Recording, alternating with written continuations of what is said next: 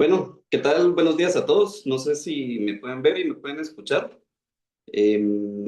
Primero que todo, agradeciendo a la Asociación de Desarrolladores de Guatemala por darnos la oportunidad de poder conversar un poquito sobre, ahí sí que las realidades que pasan en nuestro país. Creo que ya sabemos que los terremotos son algo del día a día. Tal vez no lo hemos vivido, voy a decir, de alguna forma, tal vez como un desastre natural, pero yo creo que sí nos puso un poco en perspectiva las realidades que vivimos. Creo que también nos puso en perspectiva cómo construimos. Ahí hay, pues ahí sí que varias pues entrevistas y conferencias y ahí sí que mucho tema que todavía falta por platicar de lo que pasó, digamos, este 8 de julio.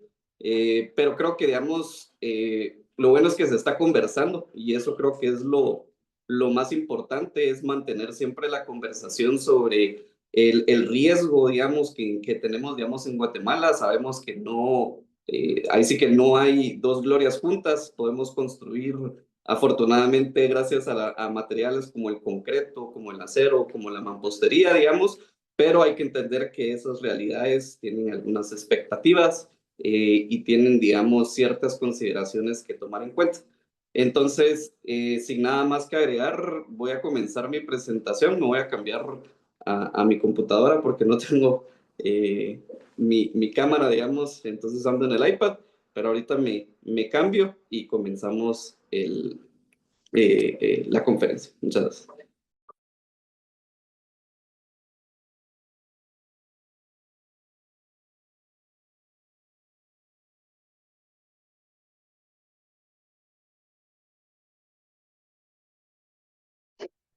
Excelente, estoy otra vez aquí. Eh, Voy a compartir mi pantalla.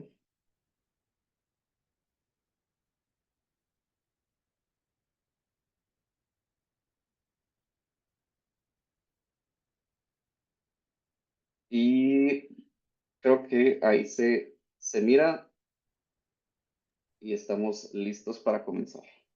Sí, Bueno, vemos la presentación. excelente. Muchas gracias por la presentación. El título, digamos, de la conferencia o de la presentación se llama Evaluaciones estructurales posismo, expectativas, realidades y consideraciones. Creo que es importante también tener ese aspecto bastante amplio de qué son, pues a qué nos estamos metiendo, voy a decir, después de que venga un terremoto, digamos, o un sismo. Quiero agradecer, digamos, principalmente al ingeniero Rolando Torres del Servicio Sismológico de Guatemala de la Universidad Mariano Galvez, y ahí sí que a los asociados de AGIES que estuvieron bastante atentos y bastante activos, digamos, durante este terremoto. La verdad que fue bastante bueno, muy interesante. Ahí sí que tal vez ya conocer en sí todo lo que se está haciendo alrededor de resiliencia sísmica y evaluaciones sísmicas, digamos, y hay mucha investigación alrededor de esto. Creo que tenemos muy buenos profesionales en Guatemala, voy a decirlo como ingenieros estructurales con bastante experiencia y fue bastante interesante ahí sí que conocer pues esas perspectivas, voy a decir, técnicas de qué es un terremoto y qué impacta y cómo se mira. Entonces, siempre quiero dejar esto porque estoy usando algunas imágenes y algunas gráficas que con mucho gusto nos compartieron estos ingenieros y pues siempre quiero darle ahí sí que las gracias a los ingenieros que estuvieron atentos. Bueno, primero quiero comenzar con el tema de las realidades. Pues básicamente, ¿dónde vivimos? ¿Qué es la amenaza natural más persistente o voy a decir como con mayor peligro en Guatemala?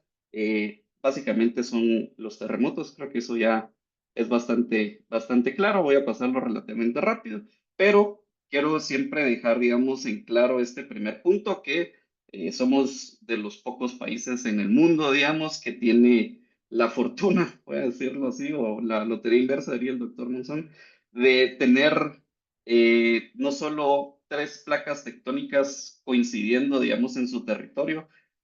Aparte de que son tres placas tectónicas, son distintos tipos de sismos. Ahí vamos a ver un poco más gráficamente qué significan esos tipos de sismos. Pero básicamente tenemos en la parte inferior, en Escuintla o en la costa, digamos, del Pacífico, toda la zona de subducción, que esto, digamos, da un tipo de sismo que estaba en la parte de aquí abajo. Y aparte de eso, tenemos varias fallas, voy a decir, locales o geológicas, digamos, dentro del territorio de Guatemala. Está la famosa falla del Motagua, digamos, que esa fue la que se activó, digamos, en el terremoto del 76. Están las de Chicxoy y Polochic, digamos, que esas para el terremoto del 2012, 2014 fueron más o menos donde se activaron esas fallas. Y hoy, digamos, el terremoto que nosotros sentimos o digamos que tuvimos el evento fue ubicado en la falla de Jalpatagua, digamos. Entonces, ¿qué quiere decir esto? Que en todo el territorio, voy a decir, de Guatemala tiene esa probabilidad, digamos, de tener un terremoto, voy a decir, como parecido a lo que sentimos, incluso creo que todavía pueden ser más grandes, dependiendo de este tipo de fallas, digamos, y el área que está desprendiendo, voy a decirlo, digamos, de la parte tectónica. Creo que Petén es la que se salva más o menos, por eso es de los que tienen la menor, voy a decir, clasificación, digamos, de amenaza en Guatemala. Em, Aparte de eso, digamos, tenemos la fortuna o desfortuna, digamos, que esta es la ciudad de Guatemala. Aquí se mira el aeropuerto La Aurora, digamos, para que estemos ubicados. Esto es Santa Catarina Pinula, o sea, para carretera El Salvador. Este sería como la Roosevelt, digamos. Aquí está Misco, San Lucas. Entonces, todo lo que nosotros miramos aquí con unas pequeñas líneas son fallas locales, digamos, que tenemos dentro de la ciudad. Las famosas fallas de Misco, digamos, las famosas fallas por Santa Catarina Pinula. Entonces, ¿qué quiere decir? Que tenemos, digamos, un país altamente sísmico y que tenemos una probabilidad bastante alta de sentir esos terremotos, ¿verdad? Em, Aparte de eso, este es ya el evento en sí. Estos mapas creo que los han visto ahorita últimamente en redes sociales, en sus grupos de WhatsApp, y pues muchas veces solo miramos colorcitos y no sabemos qué significa. Básicamente el gráfico de la izquierda lo que nos da es un mapa de intensidades, es decir, hay dos, voy a decir como dos formas de medir un sismo, digamos. Una es por el área o por la cantidad de, voy a decir como de volumen de tierra que se desplazó. Y hay otra medida, digamos, que es la intensidad de Mercalli o es cuál es la sensación o la percepción, digamos, de las personas de ese sismo. ¿Qué quiere decir esto? Que si un terremoto, voy a decir, de 10 ocurre en la mitad del Pacífico, sí es un terremoto de 10, pero nadie vive en el mar, digamos. Entonces, lo que una persona o alguien puede sentir prácticamente en la ciudad, digamos, voy a decir en Guatemala, probablemente vaya a ser muy poco, si no es que nada. Dependiendo de qué tan cerca, digamos, está el evento sísmico de mi sitio, voy a decir, de mi estructura, ya sea que yo viva en Petén, que yo viva en Guatemala, en La Antigua, en Huehuetenango, ahí sí que un evento sísmico va a afectar diferente dependiendo de dónde fue. Entonces, para ponerlo en perspectiva, básicamente el terremoto que ocurrió fue bastante cercano a las zonas más pobladas, voy a decir, de Guatemala, que es la ciudad en sí de Guatemala, aparte, digamos, toda la región de Antigua y Amatitlán, digamos. Entonces, sí fue un terremoto bastante cercano, voy a decir, a la urbe de las ciudades, digamos, con mayor población en Guatemala. Y esto lo que yo quiero, digamos, recalcar son estos valores de aquí. Estos después los vamos a entender qué significan y cómo los podemos utilizar para hacer esa evaluación o para poder saber qué tan preocupado, voy a decir, debería de estar. Entonces, si nosotros lo miramos, el terremoto que fue en esta posición de aquí, la mayoría tiene digamos, colorcitos, voy a decir, entre morado y este como cian, ya alrededor de la ciudad se está poniendo, digamos, como un 5 un 6 digamos. Entonces, estos son nuestras sensaciones o nuestras Perdón, ingeniero. intensidades. Buenos días, perdone. Fíjese que no logramos ver esos valores porque no tiene en modo presentación su proyección, si fuera tan amable, y disculpe. eh,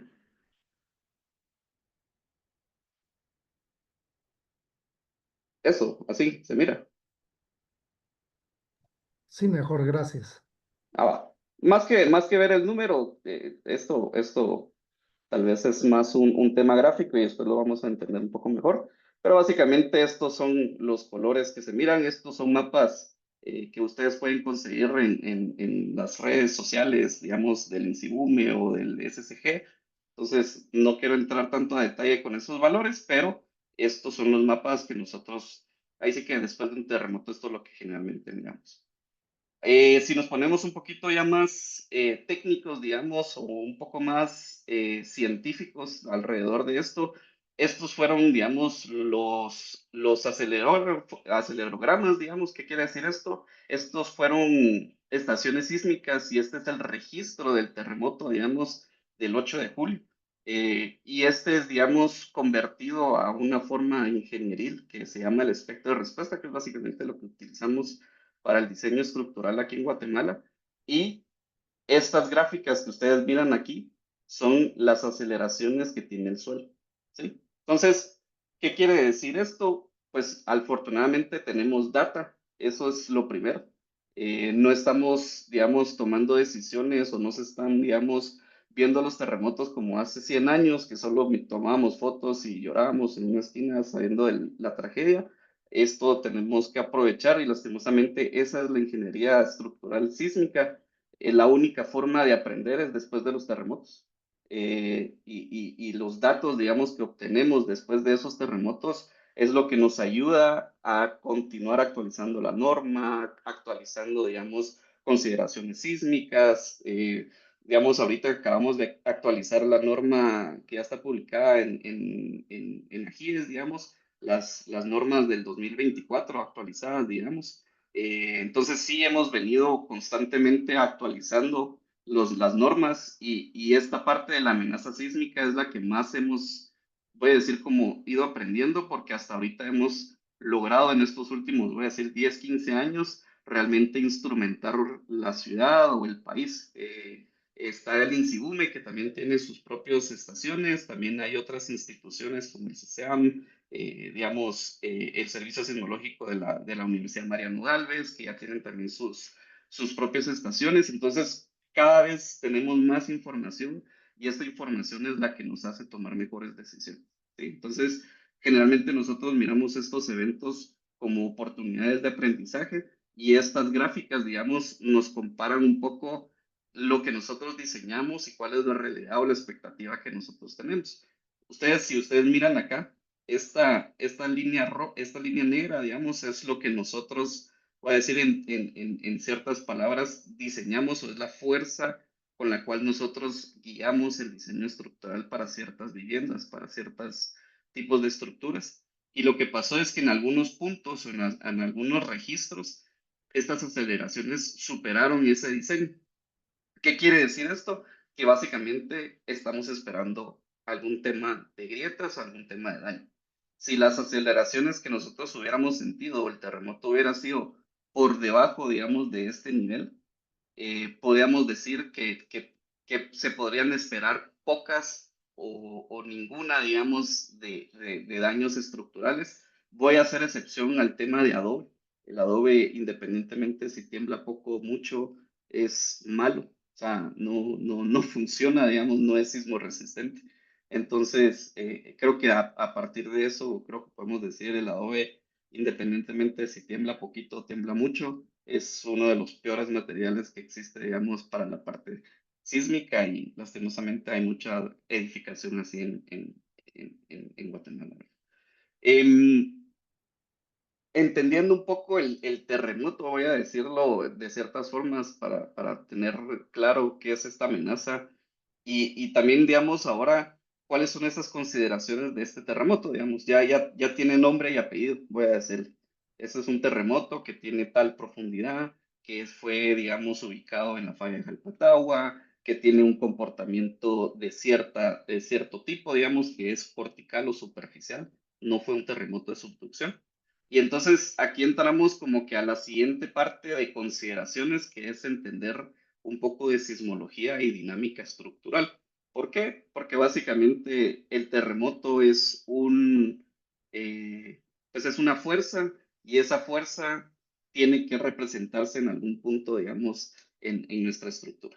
Voy a poner este video, creo que este es un video bastante popular que se ha visto, digamos, de la explicación de la dinámica de un edificio.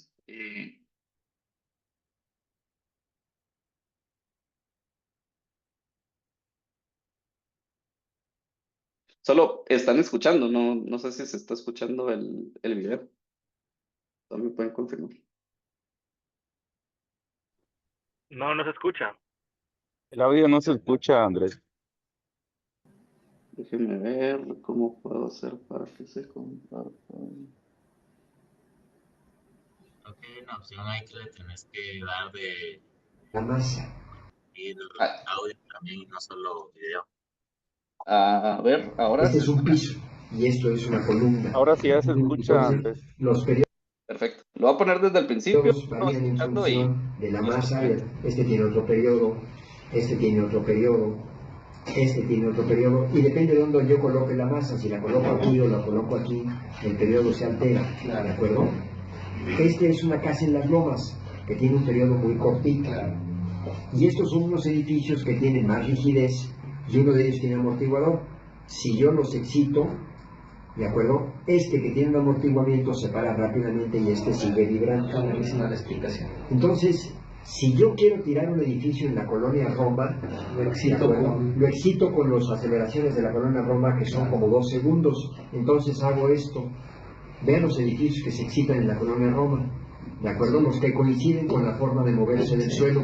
Las casas no les pasa nada. Si yo quiero perjudicar a los ricos de las lomas, lo hago con un periodo muy corto y hago esto. Y los edificios altos no se afectan los edificios que tienen periodos cortos. Esa es la idea, esa es la dinámica de las estructuras. Entonces lo prudente es que los edificios no se muevan como el suelo. Así de fácil. Así de fácil. Básicamente, este es un video de México, pero básicamente nosotros para nuestra realidad voy a decir, estos son los edificios de la zona 15, de zona 11. Voy a decir el edificio que tiene amortiguamiento, voy a dar así como un poco de publicidad, es Elemento, digamos, este edificio que tiene aisladores sísmicos en la base. Y voy a decir estas casas o esta estructura de aquí, básicamente es las casas de 1 o 2 niveles que se encuentran, digamos, básicamente en todo el país, digamos, generalmente este es como el 90% de la vivienda o de las estructuras en Guatemala es vivienda de 2 niveles, 3 niveles de mampostería. Entonces, si ustedes se dan cuenta, el señor, digamos, da como 2 tipos de sismos. O sea, un sismo que es como mucho más rápido, digamos, que es el terremoto que voy a decir que afecta a las estructuras pequeñas, y hizo otro que es mucho más largo que afecta a las estructuras grandes. Entonces, ¿cómo se mira esto en un gráfico? Voy a decirlo otra vez. Digamos, es un terremoto cortical. Esto es el centro, es un registro sísmico que ocurrió en Los Ángeles, en California, digamos. Entonces es un terremoto como el nuestro. Si ustedes miran, estas 2 gráficas están a escala real. Estos son segundos, digamos. Entonces, este terremoto, digamos, que tuvo una aceleración de 4,70 metros sobre segundo cuadrado, o sea, voy a decir como una pequeña bomba, son terremotos bastante cortos. ¿Y qué fue lo que nosotros sufrimos, digamos? Fue un terremoto muy explosivo, muy corto, digamos, y terminó en 2, 4 segundos, digamos, ya se había terminado el terremoto. Digamos, que ustedes miran aquí, que se llama Higashi Ohijima, es un terremoto del 2011 de Japón. El terremoto del 2011 de Japón fue un terremoto de subducción. Entonces los terremotos de subducción son bastante más largos. No son tan, voy a decir, como tan grandes en aceleraciones, no se siente ese movimiento brusco como sentimos, digamos, en el terremoto de ahorita, sino que son terremotos mucho más largos, digamos, y que son esas dos como diferencias que veamos en el video del señor ingeniero, digamos, de México. Estos son los terremotos que afectan más a las estructuras pequeñas, ¿sí? Como casas de 1 o 2 niveles. Y estos terremotos son los que afectan a estructuras más altas, voy a decir edificios de 8, 10, 12 niveles, digamos. Entonces, no solamente tenemos que preocuparnos de que si tembló o no tembló, digamos, sino también tenemos que preocuparnos qué tipo de sismo fue, digamos, porque no es lo mismo un terremoto que ocurrió en la costa de Guatemala, que puede ser que sea de subducción, que lo que va a afectar son edificios más altos, a tener un terremoto como el que tuvimos el 8 de julio, que fue, digamos, cortical, bastante superficial, de corta duración, pero de alta intensidad, que son los edificios que, digamos, los sismos que hacen que las estructuras de pequeños, o sea, pequeñas, de pequeña altura, sean las que más se afectan.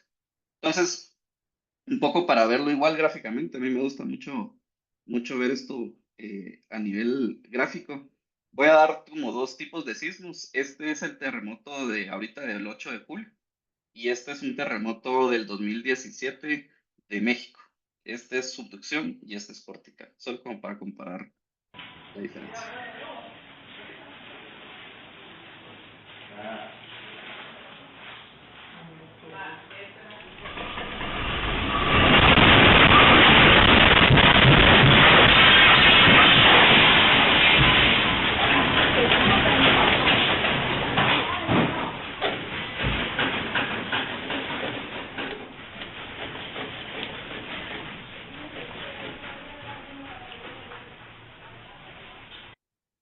Y tan, digamos. O sea, ese fue el evento, digamos, de ahorita del 8 de julio. Si ustedes se dan cuenta, es muy parecido al terremoto que yo les mostraba del centro, digamos. Es un terremoto de poca duración, pero con un pico de intensidad, digamos, bastante grande. Básicamente, cuando ocurre, digamos, el movimiento más fuerte, digamos, que es en este punto de aquí, el terremoto terminó. O sea, es algo de un par de segundos, el terremoto termina y se acabó el evento sísmico, digamos. Este es un terremoto, digamos, de subducción, este fue el de México, digamos, del 2017, le voy a bajar un poquito de volumen.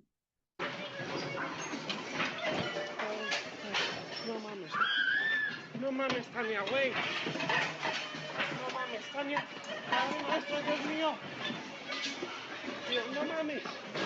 No, no mames, Tania. No. Padre nuestro, ¿qué estás haciendo? Dios mío. Ay, no mames, no mames, no mames, güey. Güey, no mames, qué pedo, güey. No mames. Entonces, si se dan cuenta, son dos tipos de terremotos distintos, digamos. No sé cuál les gustaría estar más ustedes, voy a decirlo. Si un terremoto que es súper potente y de corta duración, o un terremoto que básicamente puede durar, no sé, 2, 3 minutos, digamos, de oscilaciones. No necesariamente son fuerzas, voy a decir, o intensidades o aceleraciones tan grandes, digamos, pero imagínense estar en el edificio, no sé, 15, 12 niveles con 2 minutos de movimiento, digamos. Son dos tipos de sismos distintos, como les digo, pero básicamente lo que estamos viendo es eh, cómo es que se comportan las estructuras bajo esos dos terremotos distintos. Entonces, en puntos gráficos, le voy a decir, este es, voy a decir, la gráfica o ese espectro de aceleración que les comentaba, y dependiendo del tipo de estructura, ¿sí? van a estar ubicados en distintas posiciones en este gráfico. Entonces, entre más bajas o más cortos o más pequeñas son las estructuras o más rígidas, generalmente la aceleración, digamos, que siente, digamos, esas estructuras o son más afectas a ese tipo de sismos de aceleraciones grandes, poca duración, así como este de aquí, ¿sí? Y los edificios grandes o de mediana altura, generalmente los sismos de subducción o los sismos que son un poco más largos son los que más, voy a decir, como que tienen esa incidencia de causar algún tema de daño. Entonces, bajo esos parámetros, voy a decir, el daño que experimenta una edificación, ahí sí que va a depender de múltiples factores. No es solamente si tembló o no. O sea, no es tan, voy a decir, como tan fácil la respuesta, porque básicamente lo que nosotros estamos queriendo hacer es agarrar un montón de variables, ¿sí? Variables como la distancia del epicentro, digamos, ¿no? Como les decía, no es lo mismo un terremoto que está a 100 kilómetros de distancia de la ciudad a un terremoto que ocurrió a menos de 20 kilómetros de distancia de la ciudad. No es lo mismo un terremoto que ocurrió a 5 kilómetros de profundidad a un terremoto que ocurrió a 100 kilómetros de profundidad, ¿sí? No es lo mismo un terremoto de subducción a un cortical. También tenemos que ver cómo afecta el tema de suelo, ¿sí? Pues eso se habla tal vez mucho en Ciudad de México, tal vez aquí en Guatemala no, por lo menos en la ciudad, no es que tengamos tantas variaciones del suelo, digamos, como tiene la Ciudad de México, donde sí hay unas zonas con ese suelo como arcilloso, blando, que lo que hace es amplificar las ondas sísmicas. Guatemala sí tiene, digamos, algunos lugares, voy a decir, en su territorio donde la presencia de estos suelos blandos es más común.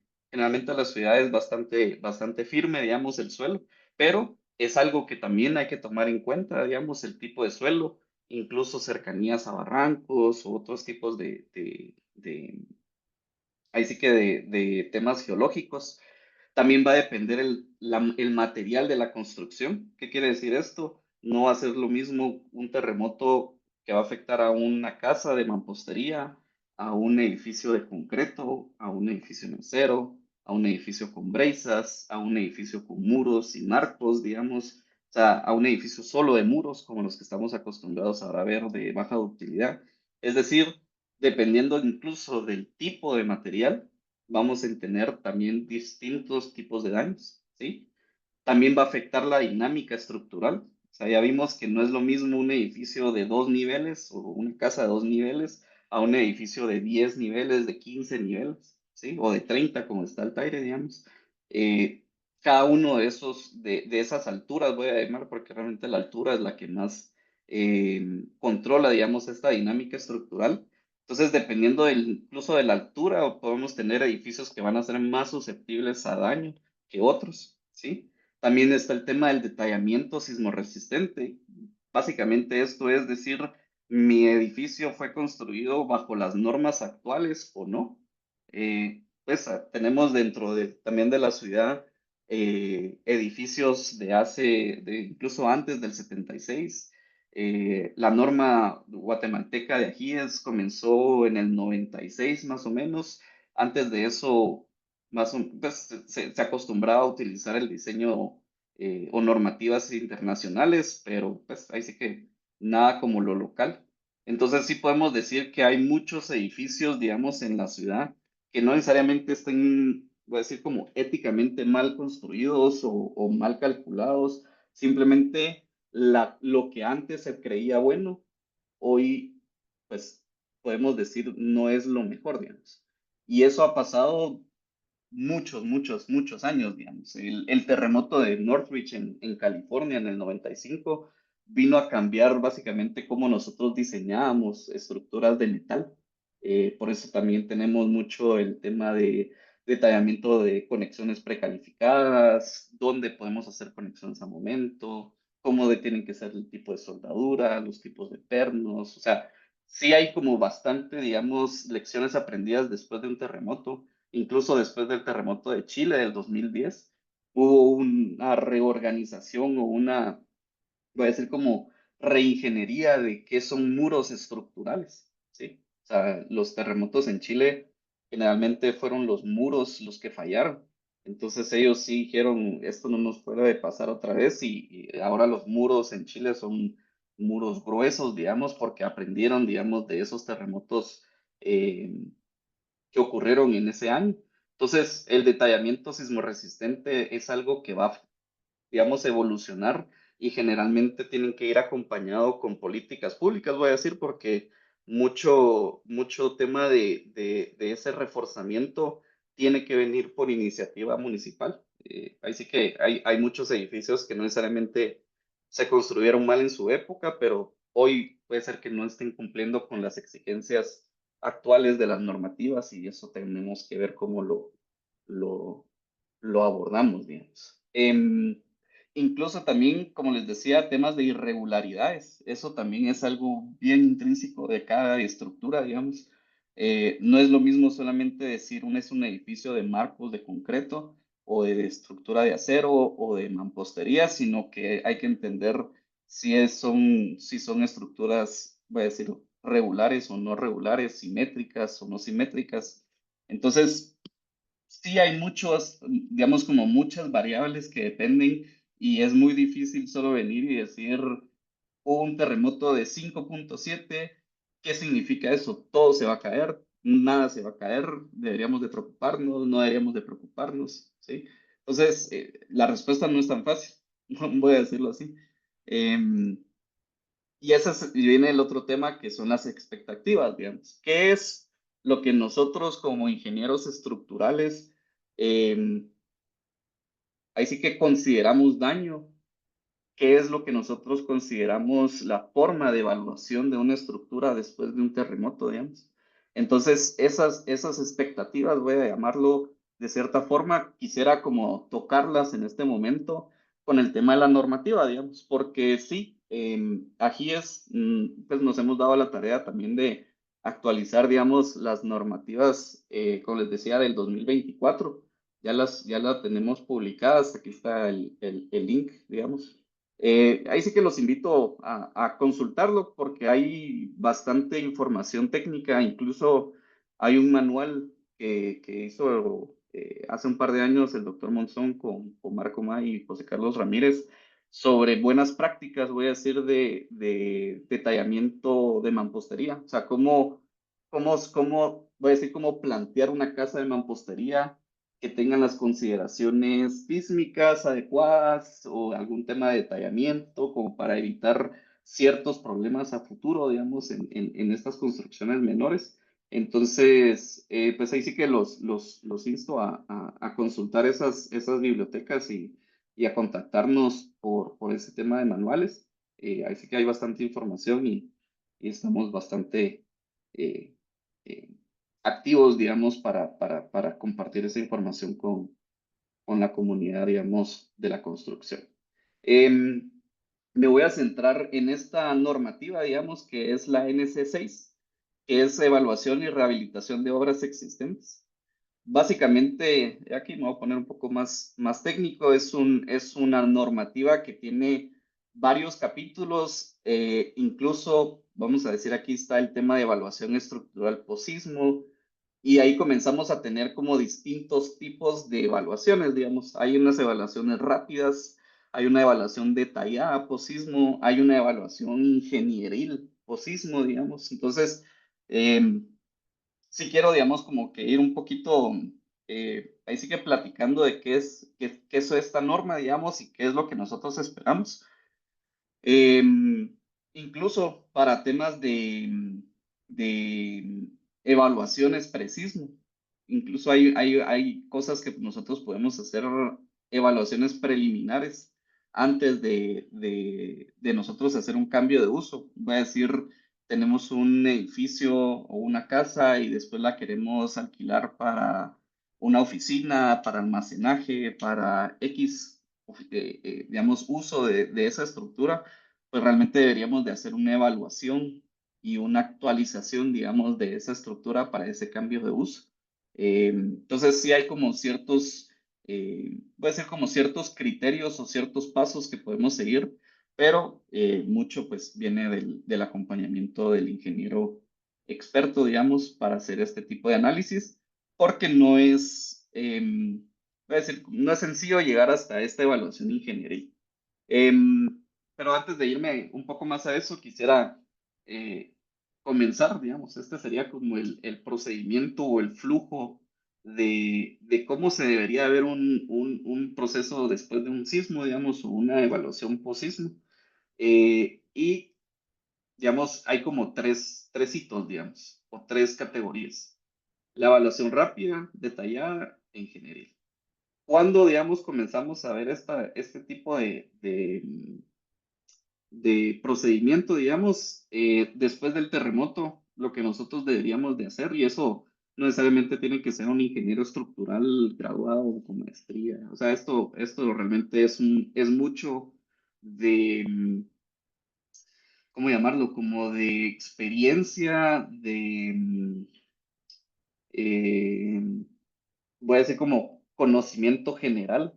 Si uno mira un muro de una casa que está partido a la mitad, que se le cayó el recubrimiento, que se mira el acero, digamos, que casi que está solo sostenido por algunas varillas, pues creo que ahí es donde comienza un poco nuestra lógica de ser humano para poder venir y decir, esto es una estructura que después de un sismo es obviamente segura. Hay otra que es obviamente insegura y hay una línea en medio que se llama en duda, digamos. Entonces, casi que nosotros después de un terremoto podemos hacer esta evaluación rápida. Esta evaluación rápida es, como les digo, algo bastante rápido en temas visuales. Digamos, no es que hay que hacer un análisis, no hay que hacer, digamos, un estudio específico, no hay que hacer un cálculo. Básicamente es a criterio, digamos, del evaluador saber si la estructura que estamos viendo es segura, insegura o todavía estamos en duda, digamos. Entonces, ¿cómo se mira estos alcances?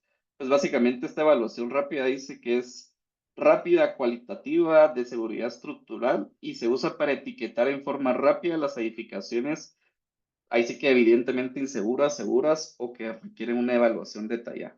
Básicamente lo que estamos viendo es decir, bueno, vamos a ver una estructura, vamos a ir a obra, vamos a ir a hacer una visita de campo. Estos son imágenes reales. Ahorita del terremoto, estas las tomé yo cerca de la antigua, digamos. Entonces, básicamente es venir y decir, ok, llegué al sitio, hice una evaluación a criterio y puedo decir que esta estructura es obviamente segura, ¿sí?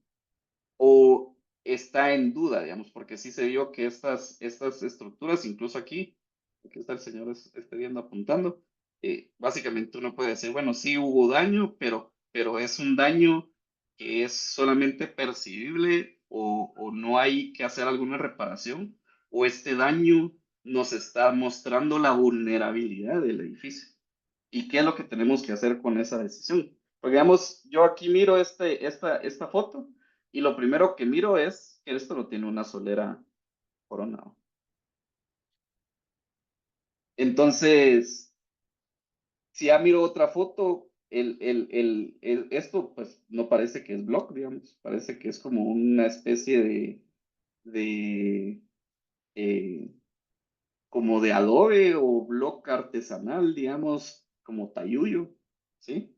Se nota, digamos, que existen ciertas rajaduras a nivel de las ventanas, digamos, ¿sí? Entonces, aquí es donde comienza el criterio ingenieril. Yo miro esta obra y digo, ah, ok, no se cayó, pero no se cayó es suficiente. No se cayó es voy a decirlo así en buen chapín, un chiripazo de que no pasó a nada más. ¿O es solamente un primer acercamiento de una vulnerabilidad que estamos viendo? ¿Va? Porque aquí no sé qué decisiones habrá tomado el constructor o el evaluador, Pero en este punto pudiera decir, sí, su estructura pues no colapsó, presenta algunos daños, pero reparar esto, hay que reparar, digamos, otras cosas, digamos, como les digo, incluso el tema de la solera de Corona, ¿no? Em, Aparte de eso, digamos, si esto está en duda, como les digo, hay dudas en esa evaluación, entra, digamos, esta siguiente como, como procedimiento que es evaluación detallada, ¿sí? ¿Qué es esta evaluación detallada? Básicamente es una evaluación visual cuidadosa. O sea, ¿qué quiere decir? Que ahora voy a ver con más atención. Eso es la única diferencia. En vez de, digamos, una evaluación rápida, puede ser que sea después de un terremoto, queremos asegurarnos si podemos entrar o no. Esto tal vez es como más pensado a uno como usuario, digamos. Ahí sí que no estoy hablando como ingeniero, sino uno como en su propia casa. Después de un terremoto puede hacer esta evaluación de decir, bueno, mi casa sufrió cierto daño, pero puedo regresar o no puedo regresar, digamos. Ya una evaluación detallada es, como les digo, es cuidadosa, es cualitativa. Digamos, ahí es donde comienza uno a hacer un recorrido por el edificio, por la estructura en general. Ahí se comienzan a uno a medir tal vez un tema de grietas, comienza, digamos, tal vez a rectificar si hay algún elemento no estructural dañado, ¿sí? Entonces, ahí sí que no hay un procedimiento de mate. Voy a decir así como uno más uno, dos, y si es dos, hay que reforzar, sino que es básicamente confiar en el criterio del ingeniero que esté llegando a hacer esa evaluación, que sea una evaluación que sí represente la realidad y podamos identificar grietas importantes. Ahí sí que hay otro tema que podemos platicar de qué tipo de grieta es preocupante o no. Generalmente las grietas diagonales son la que más nos interesan, pero existen infinitos tipos de grietas dependiendo del tipo de estructura. Incluso les voy a decir, y si es una estructura en metal, ¿cómo saben si ya fue afectada o no? Ahí no se miran grietas. Eh, Incluso hay un video en redes sociales sobre un techo, digamos, creo que era un centro comercial que se miraban cómo se pandeaban, digamos, o cómo se movían las armaduras de acero. Ahí sí que eh, sí, hay mucha tela que cortar en qué significa daño y va a depender mucho incluso del tipo de estructura, del tipo de material, etcétera, etcétera. Entonces, esta evaluación detallada básicamente es hacer una inspección mucho más minuciosa, que lo que nos va a dar como resultado es otro set, digamos, de, de puntos de control, digamos. Uno es, ya después de hacer esta evaluación detallada, podemos ver si es segura, aunque necesite reparaciones menores, ¿sí? Esta otra que es insegura, que debe ser demolida o necesita reparaciones mayores, y se etiqueta como insegura. Y hay otra, digamos, que es otra vez entrada limitada o en duda, digamos. ¿Qué quiere decir esto en duda? Que tal vez no miro que el edificio se cayó, no se miran grietas explosivas que se rompieron, voy a decir, como el recubrimiento y las varillas, pero sí veo grietas en posiciones de columnas, en vigas, tal vez en algunos muros, ¿sí? Entonces, siempre hay como una zona gris, voy a decirlo. Como les digo, no hay un uno más uno es dos, y si es dos es bueno o malo, sino que va a también depender mucho del criterio del ingeniero y obviamente ir acompañando en la toma de decisiones al dueño, al desarrollador, al consumidor final, digamos, en qué tipo, digamos, de evaluaciones y cómo nosotros podemos, hay que darle un poco de seguridad al usuario, ¿no? Estas casas, digamos, esta casa de acá. Esta sí fue una que fui a visitar y básicamente el comentario de la persona fue, mire, sí sé que está dañada, digamos, pero puedo vivir acá, porque si no puedo vivir ahí, tengo que ir a buscarme a dónde vivir, digamos. Entonces, sí hay ciertas consideraciones y ahí es donde entra un poco el criterio. Digamos, esta casa era una casa, puede decir como típica, larga, digamos, puede decir de 8 metros de ancho esta vez era larga, como unos 30 metros de largo.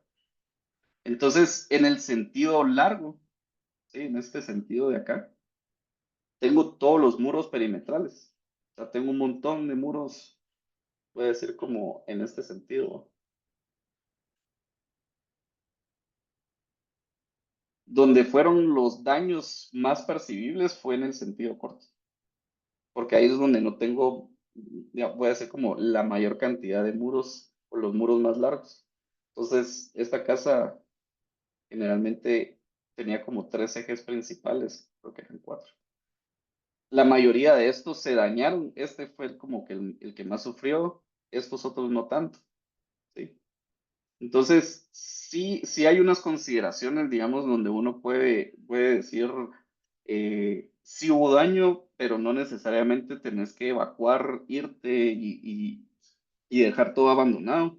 Pero sí es de tomarlo en cuenta porque no necesariamente, voy a decir, eh, el clasificar, voy a decir, como una estructura, como entrada limitada, que sería como ese punto medio, voy a decir como entre no es totalmente, no encontré ningún daño, pero tampoco se me va a caer la casa, ¿sí? Entonces, generalmente esta casa la clasifiqué como una entrada limitada, ¿sí? Pueden existir condiciones peligrosas, sí, la estructura ya tuvo daño, el muro no es 100%, voy a decir como 100% estructural o sismo resistente, sí ya perdí cierta como capacidad de resistir, digamos, sismos siguientes, pero no significa que mi estructura está totalmente a punto de colapsar o tengo que tomar alguna idea mucho más agresiva para hacer esto. Entonces, sí, en esta parte de aquí tenemos como descripciones, no se permite la entrada más que al propietario o por emergencia, digamos, si es bajo su propio riesgo. Pues no se permite el ingreso a público y hay posibilidad de mayores riesgos posteriores a un evento sísmico de magnitud significativa.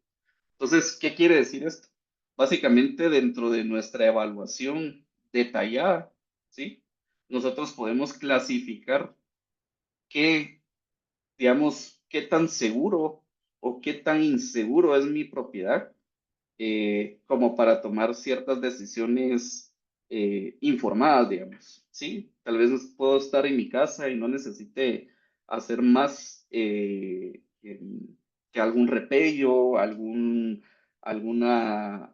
reparación menor, o si yo tengo que hacer, digamos, una reparación mayor, voy a decir, en este caso lo que hay que hacer es hay que apuntalar toda esta losa, hay que quitar este muro, pues hay recomendaciones de agregarle más soleras. Aquí se mira pues, que no había muchas soleras dentro del muro, digamos. Entonces, sí hay recomendaciones, sí hay cosas que podemos hacer, digamos, pero no necesariamente es blanco o negro. Hay una zona gris y esa zona gris es la que yo quiero como que ustedes también se queden pendientes o atentos de que no, como les digo, no hay una solución final. Esto es mucho de criterio, esto es mucho de evaluación y ahí sí que es un tema de capacitación. Voy a decir entre comillas, lamentablemente no hemos tenido un evento tan grande en Guatemala que nos haya puesto a prueba, digamos, como que ahí sí que todas las instituciones, incluso a nosotros como ingenieros estructurales, voy a llamarlo, no hemos tenido un terremoto del 2010 como en Chile, digamos, que ahí sí hubo colapsos, ahí sí hubo edificios que tuvieron que ser demolidos, edificios que sufrieron tanto daño, pero no se cayeron. Entonces, ese tipo, digamos, de análisis, digamos, o ya de un terremoto fuerte o de un terremoto que sí llegue a perjudicarnos, ya entramos a este campo que se llama la evaluación ingenieril. Y esta evaluación ingenieril es básicamente hacer una tesis, voy a decirlo así en algún punto. Yo cuando estuve en Chile en la maestría, sí hubo mucho, digamos, mucha investigación de edificios que colapsaron y que se tenían planos, digamos, o sea, como que sí teníamos como los planos estructurales como para tratar de modelar y ir aproximando cada vez más y más cerca, digamos, el comportamiento del edificio, digamos, bajo un modelo matemático, para evaluar, digamos, y voy a decirlo como bien sensible o bien poco preciso, voy a decirlo, el llegar a tener esa evaluación ingenieril tan detallada, digamos.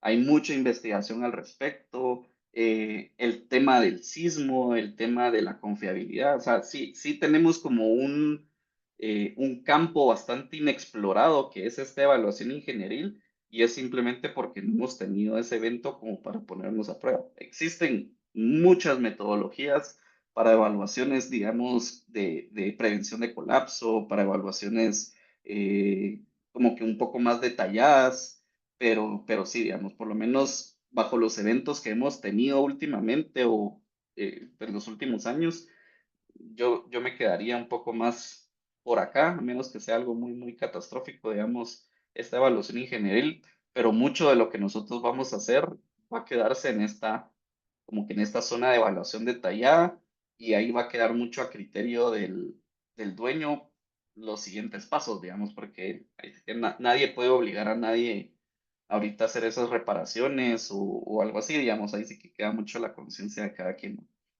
Em, Básicamente, como les digo, este es el procedimiento de evaluación rápida. Aquí es un poco más, como más explícita, digamos, que evaluar, que examinar, digamos. Incluso hay un anexo B, digamos, de esta norma, donde va haciendo un como checklist de las cosas que hay que ir evaluando. Em, También está el procedimiento de esta evaluación detallada. Y ahí sí que tenemos que como que entenderlo de varias formas, ¿va? Entonces, esta evaluación detallada va por etapas. Uno se inspecciona el exterior de la edificación, más que todo comenzamos con el exterior porque no sabemos qué tan dañado está el interior. Entonces, el exterior generalmente nos da un buen indicador de, es una estructura que está relativamente segura, insegura, se mira que se están cayendo las cosas, está desplomada, hay un riesgo asociado, digamos, al entrar a la edificación. Si no hay ese riesgo, pues ahí sí que ya podemos entrar, pero sí comenzamos a hacer una evaluación, digamos, por la parte de afuera. Generalmente lo que estamos tratando de buscar es, uno, grietas. Dependiendo del tipo de construcciones, digamos, y aquí hacemos el comentario, las construcciones nuevas deberían de tener pues, menos daño, digamos, que estructuras viejas. Em, pero básicamente este sería como el procedimiento. Hay una inspección a nivel geotécnico. ¿Qué quiere decir esto? Pues tenemos que ver si no tenemos algún tema de deslizamientos, socavaciones, asentamientos, ¿sí? Em, Después tenemos la inspección interna, ¿sí? Ahí es donde ya comenzamos a meternos dentro del edificio, ¿no? Comenzamos a ver si existe un sistema estructural principal, es decir, si hay columnas o muros, si existe, digamos, esa carga, digamos, tanto vertical como lateral todavía para soportar los siguientes terremotos o por lo menos gravitacionalmente. Em, Después nos vamos a inspección de daños no estructurales, mamposterías, etcétera. Ductos de elevadores generalmente son los que más tienen problemas, ¿sí? También hay un punto donde hay una estructura no visible. Esto pudiera ocurrir en edificios, voy a decir como los de va a ser como los de la ciudad, que tenemos cielos falsos, que tenemos tabiques, digamos, que ocultan ciertos elementos estructurales.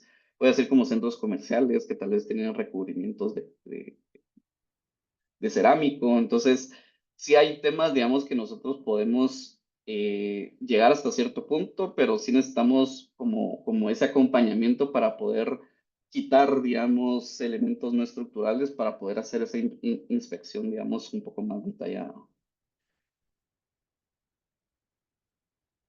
Y pues ahí sí que un poco terminando la presentación, me quiero pasar un poco más rápido al tema de objetivos de desempeño. Básicamente esto es la forma en cómo diseñamos o el contrato social que tenemos nosotros como ingenieros estructurales ante las estructuras, que son estos objetivos de desempeño. Entonces, si quiere, como para entender un poco mejor, veamos esta tabla. ¿Sí? Entonces, dependiendo del tipo de categoría, voy a decir obras utilitarias y ordinarias son bodegas, casas de 2, 3 niveles. Una edificio ordinario puede ser un edificio de 4 o 5 niveles. Obras importantes, pues ya sabrán, pues son edificios mucho más grandes, tal vez de 15, 20 niveles.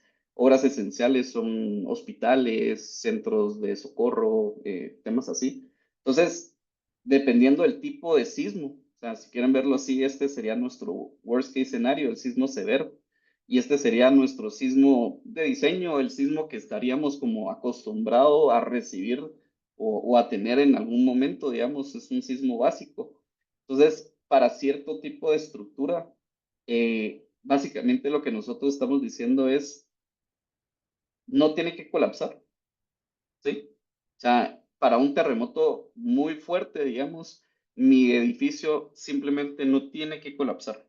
Puede tener tanto daño estructural que sea inhabitable y que sea, digamos, totalmente em, eh, infuncional, digamos. Pero si el edificio no se cayó, nuestro nivel, digamos, de desempeño cumplió, ¿sí?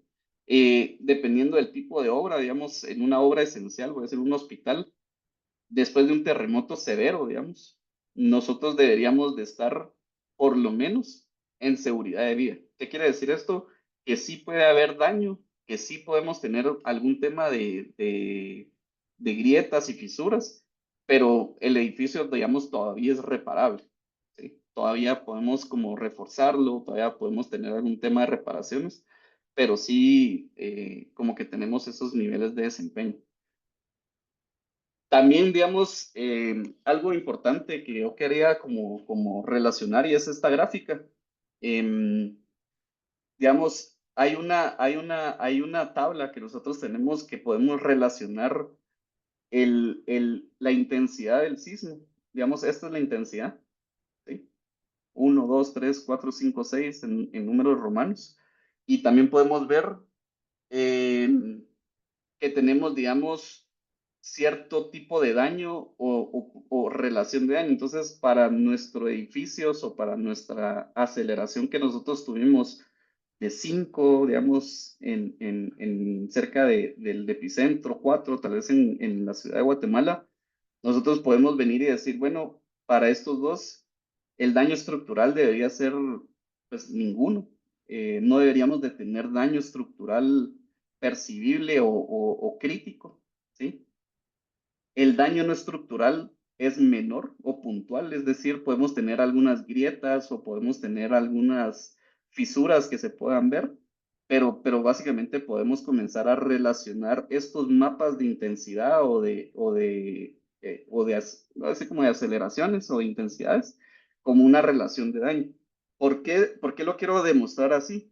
Porque sí necesitamos de alguna forma tener de manera cuantitativa, digamos, el poder decir, bueno, esto fue un terremoto en la ciudad que llegó a tener una intensidad de 5 o 6, ok, sí puedo esperar daño. O sea, sí puedo decir, bueno, le tengo que poner atención a mis edificaciones o tengo que ser un poco más exhaustivo en el tema de revisiones. Eso pues aplica tanto para el sector público como el sector privado, digamos, pero sí tenemos que tomar en cuenta el comenzar a correlacionar, voy a decir, la intensidad con la relación de daño, digamos. Y esto pues es puramente subjetivo, no hay nada, voy a decir como a ciencia cierta, digamos, o escrito en piedra, de que un sismo, una intensidad de 5 tiene esta relación. O sea, esto va a depender de muchos otros factores. En este siguiente video yo les quería mostrar un poco para concluir cómo se miran estos desempeños sísmicos, digamos, o qué nosotros como estructurales podemos decir son daños estructurales aceptables. Y ustedes se van a dar cuenta, voy a decir como qué tan cerca estamos de tener ese daño, digamos. Japanese researchers conducted an earthquake simulation on a 10-story concrete structure on the 11th of December, with the aim of improving earthquake management strategies. At 27.45 meters high, it's the tallest concrete building ever to be tested in an earthquake simulation. Researchers at the National Research Institute for Earth Science and Disaster Prevention said they used the largest shake table in Japan, measuring 15 by 20 meters, to subject the building to the equivalent of a 7.3 magnitude earthquake. The 1,000-ton structure shook violently, but remained standing, with the fourth floor sustaining the greatest amount of damage. Researchers found fallen debris and several cracks, with weaknesses concentrated around where the pillars meet the girders supporting the floor. NIED aims to use its research to implement disaster prevention measures in public institutions and increase preparedness for future earthquakes. The simulation took place at the eDefense three-dimensional full-scale earthquake testing facility near Kobe, which investigates why and how structures collapse. Digamos, este es un edificio, esta es la mesa vibratoria más grande del mundo, digamos. Y lo que hicieron fue básicamente hacer una simulación de un edificio de, yo creo que 10 niveles o una cosa así, para ver qué es lo que podemos esperar después de un terremoto, ¿va? Entonces, lo que yo quisiera... Simulation on a 10-story concrete structure on the 11th of December, with the aim of improving earthquake management strategies. At 27. No sé si, bueno, tal vez ahí para adelantar. No sé si vieron al final del video cómo está, digamos, esa columna, digamos, agrietada y que se miraban esas diagonales que se miraban en la columna, digamos, que se miraban unas diagonales que venían de un lado a otro. Eso para nosotros es el desempeño adecuado que tiene que tener una estructura. O sea, ustedes vieron ahí un edificio que se movía de arriba para abajo, de lado a lado, que teníamos grietas. Eso para nosotros es básicamente lo que nosotros esperamos en un edificio. Si ustedes ven aquí, y esto es solo para un edificio de marcos de concreto, el desempeño estructural o lo que nosotros deberíamos de prevenir de colapso, digamos, este es nuestro nivel de prevención de colapso, es excesivo agrietamiento y rotación en elementos dúctiles, es decir, puede ser que las vigas o columnas, como ven, tengan esas diagonales en este sentido, digamos. Agrietamiento eliminado en algunos elementos no estructurales o dúctiles, pero básicamente lo que nosotros vimos ahorita de este edificio, cómo se movía, bajo este desempeño, digamos, es lo que se debería esperar. Entonces, creo que ahí es donde entra un poco la expectativa, digamos, de qué es los terremotos y cómo son los daños, digamos, asociados. Pero más que todo quería como resaltar pues ese tema de decir, bueno, no necesariamente lo que nosotros tenemos como expectativas de prevención de colapso de las estructuras, pues no significa que no vaya a haber daño, digamos. De aquí por terminar, hay una evaluación, pues un documento que hicieron pues en el existente USAID, ahora ya no, con esta empresa Miyamoto. Esto hicieron más o menos en el 2020 al 2023 hicieron este estudio. Yo afortunadamente pude participar como consultor en este estudio, pero básicamente este estudio lo que hizo fue dar voy a decir como un punto de partida para saber cuál es el riesgo sísmico que hay en la ciudad de Guatemala, ¿sí? Entonces, estos lo que hicieron fue construir, digamos, o en temas cualitativos poder venir y decir, según cierta amenaza sísmica, es decir, según cierto tipo de terremoto, ¿sí? Para diferentes tipos de edificaciones, yo voy a tener ciertos tipos de daño, ¿sí? Entonces, aquí es el tema de riesgo sísmico. El riesgo es básicamente vulnerabilidad por amenaza. Entonces, la amenaza, ya la sabemos, son terremotos. Generalmente lo que mira este tipo de evaluaciones es la aceleración. Entonces, si ustedes ven de todos estos set de registros del 8 de julio, tenemos, voy a decir como en promedio, un 0.3 de aceleración, ¿sí? Más o menos. Esa sería como la amenaza. Después yo tengo el tema de vulnerabilidad, ¿sí? La vulnerabilidad es básicamente exposición por fragilidad. Entonces, la fragilidad va a depender, digamos, del tipo de edificación. En Estados Unidos, digamos, estas evaluaciones de fragilidad y de evaluación de colapso y todo eso está bastante estudiado. Está una metodología de FEMA, P68, si no estoy mal. Entonces, ellos ya tienen como ciertas curvas o cierta investigación referente a cómo se va a comportar un edificio de mampostería, uno de concreto, ¿sí? Entonces, lo que hizo este estudio fue hacer una tropicalización o una chapinización de estas curvas de fragilidad, digamos, de los edificios, acercarla, digamos, a un punto de partida en Guatemala, y entonces en función de eso podemos tener estas siguientes como apreciaciones, digamos. El estudio lo que nos da es este tipo de gráficas, ¿no? Entonces, estas gráficas lo que nos dice es que tenemos en el eje X la aceleración del suelo, ¿sí? ¿Se acuerdan que habíamos visto la amenaza de la aceleración? Este valor de aquí, que yo tengo acá, es el valor que yo tendría que ver en esta parte de aquí abajo. Y esto de aquí en el eje Y es la probabilidad de exceder ese tipo de daño, ¿sí? Entonces, para distintos tipos de edificaciones, esta es una gráfica que hicieron para un adobe, ¿sí? Un adobe sin ingeniería. Y para una aceleración más o menos que sufrió en Santa María de Jesús, que voy a decir entre 0.3, 0.4 Gs, digamos, nosotros podemos esperar como que estos puntos, ¿sí? Entonces yo lo que puedo interpretar de esta forma es, para ese tipo de aceleración de 0.3, yo tengo una probabilidad de exceder ese nivel que es daño completo en un 50%. O sea, tengo un 50% de probabilidad que exista un daño completo en esta edificación. Puedo tener un 70% de probabilidad de que el daño sea amplio, ¿sí?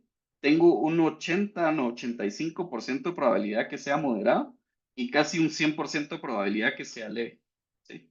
Entonces, digamos, como estas gráficas, lo que nos pueden dar es en función de esta información que da el INSIBUME o dan estas como empresas, no empresas, pues, sino instituciones que están estudiando la parte sismológica. Nosotros sí podemos como hacer alguna correlación y esto, como les digo, no está escrito en piedra, no es una ciencia cierta, esto es lo que es para todos los casos, digamos, hay muchos otros temas en consideración, pero simplemente lo quería tomar en cuenta porque así es como lo están haciendo en otros países. Entonces aquí podemos decir esta estructura que se cayó, que es la iglesia del Calvario, pues sí, para una estructura de adobe de baja altura, pues había un 50% de probabilidad de que haya un daño completo. Pues aquí, si quieren verlo así, se cayó la fachada, pero no los laterales. Ahí sí que es un tema de consideración. Lo que me da más risa es que esto es un póster, digamos, de conciencia sísmica en Colombia. Y básicamente, pues las iglesias antiguas no son lugares seguros, ¿va? Así que lecciones aprendidas que no sé si aprendemos. Digamos, este es otra foto, digamos, de una estructura de mampostería confinada. Voy a decir confinada, porque se mira que sí tienen sus columnitas y todo. Voy a decir, no es una edificación de mampostería, y estos son como de los ejemplos claros que nosotros en Ajíes vemos que no son los mejores, digamos, el tener el famoso local abajo y después arriba la vivienda o o lo que sea, digamos, a veces alquilan los cuartos o apartamentos. Entonces, el daño, digamos, generalmente esto ya se conoce como una estructura de, de, de piso débil, digamos. Pero como para tener en consideración, para ese mismo nivel de intensidad, punto 3, yo tenía una probabilidad de daño completo de un 10%, y así me voy, digamos. Entonces, este daño yo lo categorizaría como un daño moderado, porque pareciera, ahí sí que no entré a la edificación, estas son fotos del internet, digamos. Entonces, no sé qué tan dañados están las estructuras adentro, pero pudiéramos decir que es una estructura que tiene un daño amplio o moderado, digamos. Y puedo esperar incluso decir, tal vez es más moderado, porque ese sí tengo como un 70% de probabilidad de que exista ese daño. ¿Sí? Lo mismo puedo decir con una mampostería sin reforzar, y es donde cambia un poquito esta gráfica, ¿va? Como yo lo considero, si es sin reforzar o confinado, digamos. Lo mismo para esta estructura, digamos, esta sí era una mampostería confinada de mediana altura. Sí esperamos que haya un daño moderado, como yo lo vi. Sí también había daño leve. Entonces, hay una correlación, voy a decir, entre la aceleración que podemos tener de un sismo, ¿sí? Y el tipo o la probabilidad de que ese daño ocurra, ¿sí? Entonces, se los quiero mostrar más que todo para que en algún punto, si ustedes tienen una duda de qué tan, si debería hacer una evaluación, si el terremoto puede haber afectado más mi estructura o no, pues ahí sí que hay unos pequeños puntos de partida donde podemos decir, bueno, si ya sé que la intensidad sísmica es 5, o tal vez si ya sé que la aceleración del suelo cerca de mi punto es punto 3, yo puedo comenzar a correlacionar daño según el tipo de edificación, digamos, y puedo decir, bueno, sí, para este terremoto, para mi casa de mediana altura, bueno, sí, tal vez si fue un terremoto de punto 3, sí tengo un 70% de probabilidad de que hubo daño moderado en mi casa. Voy a llamar a un ingeniero, voy a hacer una evaluación un poco más detallada, me voy a poner un poco más específico a buscar algún tema de grietas, pero también puede ser que no exista nada.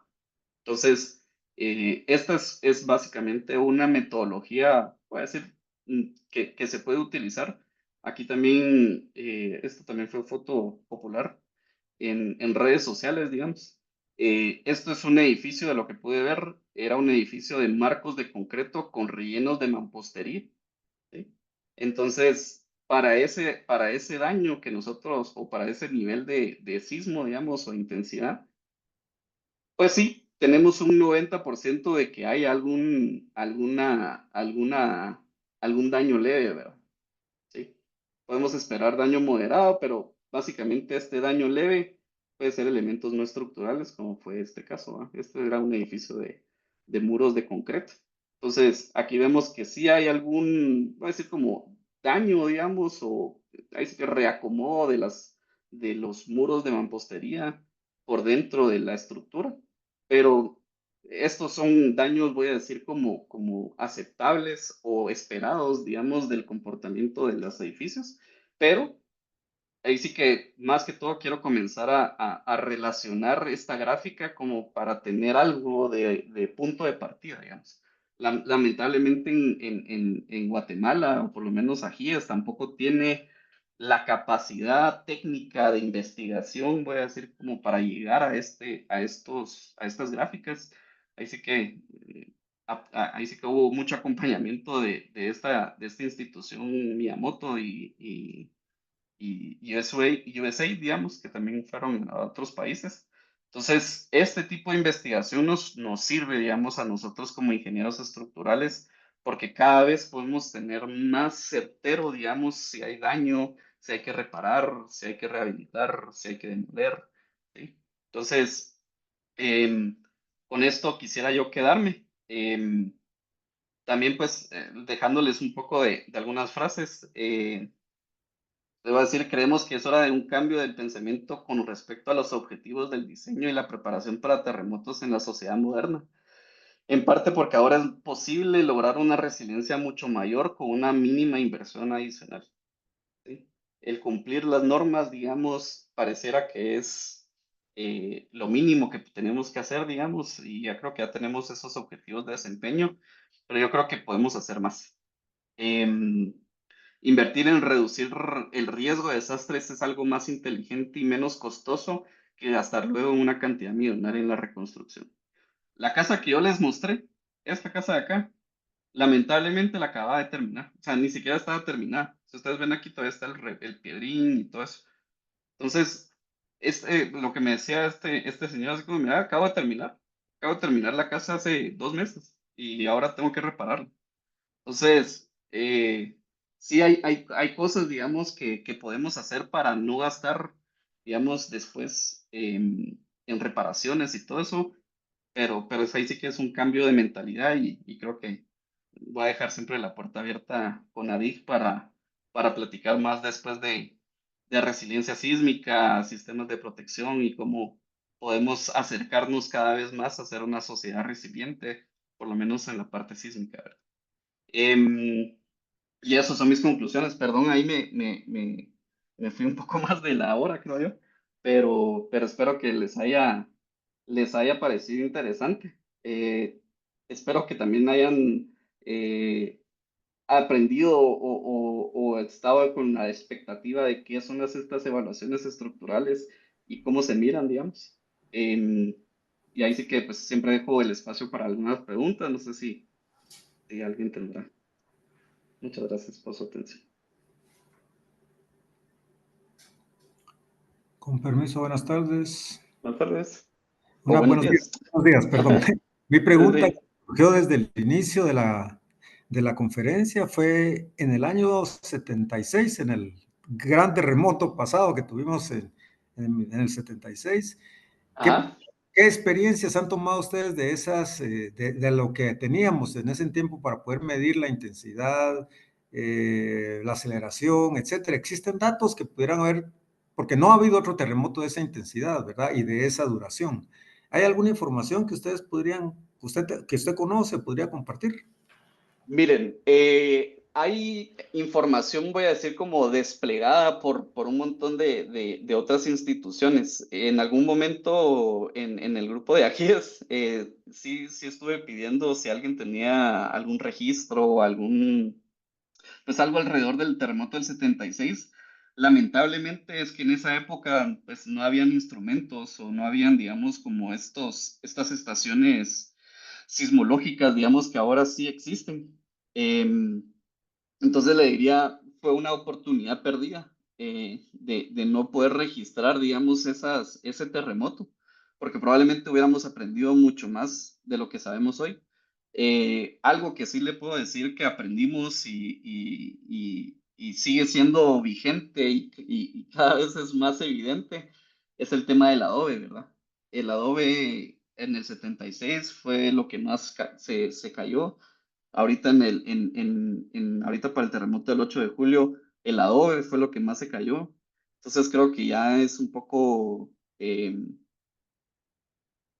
voy a decir como tonto el poder venir y quedarnos con los brazos cruzados y ver grietas en iglesias antiguas y no pensar que hay alguna forma que podamos recuperar ese patrimonio, porque por lo menos yo sí me siento bastante inseguro ahora yendo a la antigua, para serles bien honesto, ir a visitar las ruinas de Santa Clara o cositas así. O sea, sí es un riesgo latente pues obviamente hay un romanticismo alrededor de esas estructuras de adobe, pero sí es un riesgo latente, ya lo sabemos, pero creo que simplemente no hemos tenido ese evento tan catastrófico como para tomar acciones, ¿verdad? Pero contestándole su pregunta, ahorita sí no tenemos nada del 76 más que buenas lecciones aprendidas, pero con este terremoto y pues creo que todos los avances que estamos teniendo a nivel, pues ahí sí queda academia también, ¿va? Creo que nos están haciendo una ingeniería un poco más mejor, por decirlo de mala forma.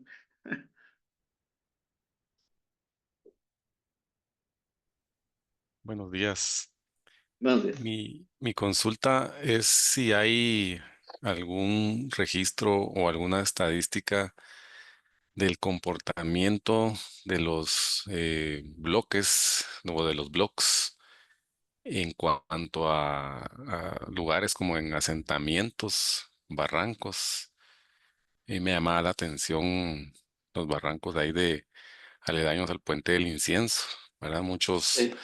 de esos blocks que se han utilizado ahí pues no están cumpliendo con las normativas de fabricación y quisiera saber si hay alguna estadística o algún registro ahí de evaluaciones ante estos recientes sismos. Fíjate que para específicamente para esos casos en los barrancos, en los asentamientos, no. Pero el estudio que les mostré, este que hizo USA, digamos, en este sí hicieron como un estudio, voy a decir como de varias zonas de la ciudad. Hicieron un catálogo de esas edificaciones, o sea, sí hubo como un registro visual de esta es una casa de mampostería, este es un edificio de concreto, esta es una casa de mampostería no confinada, o sea, como que sí se fue haciendo esa clasificación, digamos, del estudio. Y hay unos datos preocupantes, digamos. Yo los invitaría a conseguir.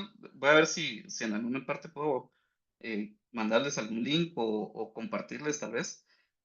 Revísense este documento. Es bastante interesante, muy completo, la verdad que sí, por lo menos yo había visto este tema de evaluaciones de riesgo y todo en estudiando. Ahorita que lo vi y ahorita que lo releí para esta presentación, hay cosas interesantes de entender ahí. Entonces, si te interesa, digamos, como ese tipo de evaluaciones o cómo es que se está midiendo el daño. Incluso este documento también mide pérdidas económicas, también hay una correlación entre la aceleración y cantidad de potenciales víctimas fatales. Entonces, sí, como les digo, sí hay formas probabilísticas, estadísticas para medir esos daños. Eh, eh, pero sí, ahí sí que es de entender este estudio y tomar acciones, ¿va? Pero esto es lo que más te podría decir de esas evaluaciones científicas, pues creo que después hay percepciones en imágenes y creo que también en Ajías compartimos un montón de esas imágenes justamente en los barrancos de estructuras de 4 o 5 niveles de mampostería soportadas en palitos de madera abajo en una colina. O sea, hay muchas cosas en los asentamientos que sí son preocupantes, pero ahí sí que es una problemática social. Ya no, yo creo que ya no es un tema ingenieril. Gracias. No.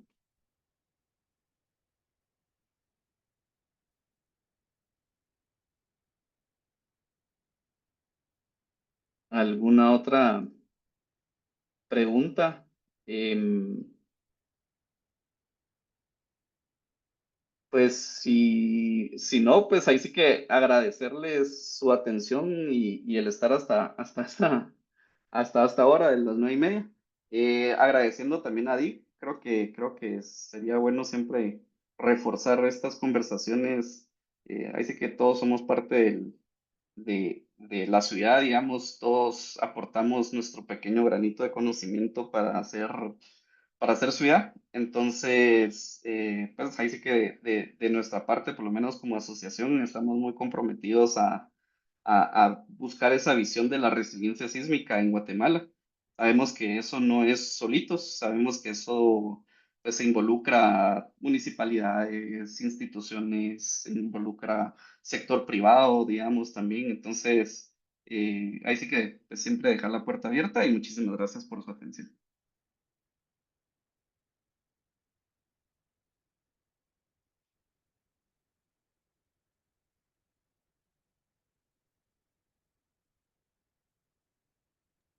No sé si Muchas ahí... gracias, Andrés.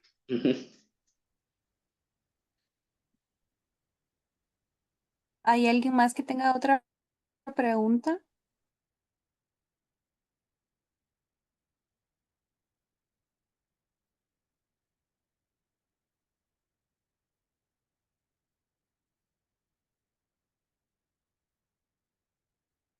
creo que ahí estamos entonces.